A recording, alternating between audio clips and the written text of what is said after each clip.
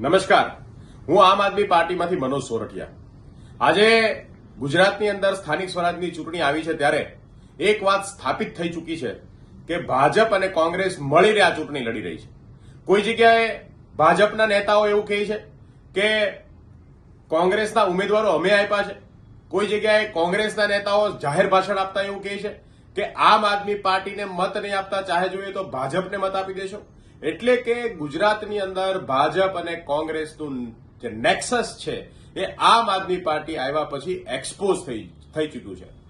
લોકોને ખ્યાલ આવી ગયો છે કે આ વર્ષોથી ભારતીય જનતા પાર્ટી અને કોંગ્રેસની આ ભાઈબંધીથી આ સત્તાની અંદર બેઠેલા છે। હકીકતે જોવા જઈએ તો લોકોની અંદર આ બંને પાર્ટીને લઈને કોઈ પ્રેમ નથી, કોઈ ઉત્સાહ નથી। આ બંને પાર્ટીએ મળી અને ગુજરાતને લૂંટ્યું છે, આ વાત અત્યારે સ્થાપિત થઈ ચૂકી છે। આમ આદમી પાર્ટી એક વિપક્ષ તરીકે મજબૂતીથી આ સ્થાનિક સ્વરાજની ચૂંટણીમાં 6000 થી વધારે ઉમેદવારો ઉભા રાખ્યા છે। દરેક જગ્યાએ ભારતીય જનતા પાર્ટીએ અનેક પ્રયત્ન કરવા છતાં પણ આમ આદમી પાર્ટી આજે જે છે ગુજરાતની સૌથી મોટી પાર્ટી બનીને ઉભરી છે, ગુજરાતની સૌથી મોટી આશા બનીને ઉભરી છે। ત્યારે ભાજપના નેતાઓ અને કોંગ્રેસના નેતાઓની પોલ જે છે એ તેમના મોટા નેતાઓ જ ખોરી રહ્યા છે।